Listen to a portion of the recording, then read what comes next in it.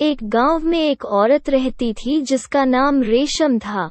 उसकी 2 बेटियां थीं, छाया और माया। छाया और माया अपनी माँ की बड़ी खिदमत करती थी क्योंकि उनकी माँ बीमार थी। जब उनकी माँ मरने के करीब थी तो उसने अपनी दोनों बेटियों को बुलाया और कहा कि हमारे घर की पीछे वाली साइड पर एक फल जमीन में दबा हुआ है। तुम दोनों वो फल आधा आधा खा लेना। जब तुम वो फल खा लोगी तो तुम में जादुई शक्तियाँ आ जाएगी, लेकिन यह जादुई शक्तियाँ उस वक्त तक काम करेंगे जब तक तुम दोनों एक साथ रहोगी। जैसे ही तुम दोनों में तक आ जाएगा, यह शक्तियाँ खत्म हो जाएंगी। यह कहने के बाद उनकी माँ मर जाती है। दोनों बहनों को एक दूसरे से बहुत प्यार था। दोनों को रंग बिरंगी टोपियों का बड़ा शौक था। गांव के लोग टोपियां बनाने का काम करते थे। बनाकर वो जंगल से होकर शहर जाकर उन्हें बेचा करते थे। जब भी वो जंगल से गुजरते, छाया और माया किसी ना किसी तरीके से टोपियां चुरा लेती। गांव वाले इनसे बड़ा तंग थे। एक दिन वो दोनों बैठी हुई थी कि उनको माँ की कही हुई बात याद आ जाती है।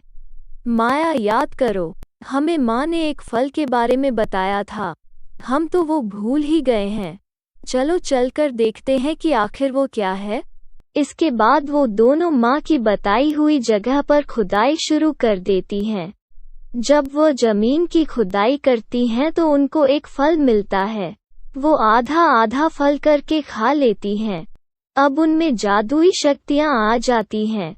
अब वो उन शक्तियों का इस्तेमाल टोपियां चुराने में करती थी। एक दिन एक आदमी टोपियों के कुछ डब्बे अपनी रेहड़ी पर रखकर जंगल से गुजर रहा था कि छाया एक चुड़ैल का रूप धरकर उसके सामने आ जाती है। यह देखकर वो आदमी बहुत डर जाता है और पीछे से माया आकर एक डब्बा उठा लेती है। घर आकर जब वो डब्बा खुलती है तो उसमें से एक खूबसूरत सुनहरी रंग की टोपी निकलती है। वो यह देखकर बहुत खुश होती हैं। देखो, यह कितनी प्यारी टोपी है, यह तो मैं पहनूंगी, मैं इसमें बहुत प्यारी लगूंगी। नहीं, मुझे इसे पहनना है। इसके बाद वो दोनों लड़ना शुरू कर देती हैं। छाया करीब पड़े चाकू को उठाती है और माया को दे मारती है।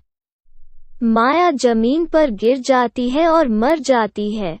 छाया की अब सब जादुई शक्तियां गायब हो जाती हैं। वो अब कुछ नहीं कर सकती थी। वो माया के पास बैठ कर रोने लगती है। अब उसे अपने किए पर पछतावा हो रहा होता है। यह मैंने क्या कर दिया? एक टोपी की खातिर मैंने अपनी प्यारी बहन को मार दिया। अब तो शक्तियां भी खत्म हो गई है। अब मैं अकेले क्या करूंगी? वो अपनी बहन को उठाकर गांव वालों के पास जाती है और उन्हें कहती है कि हमारी मदद करो, मेहरबानी करके कोई मेरी मदद करें, मैं बहुत ज्यादा मुश्किल में हूँ। वो गांव वाले नर्म दिल के लोग होते हैं। वो छाया को एक जंगल में एक परी के बारे में बताते हैं। वो परी तुम्हारी मदद कर सकती है।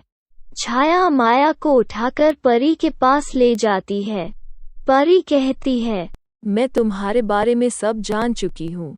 अब तुम्हारी जादुई शक्तियाँ खत्म हो गई है क्योंकि तुमने इनका गलत इस्तेमाल किया और अपनी बहन को भी मार दिया।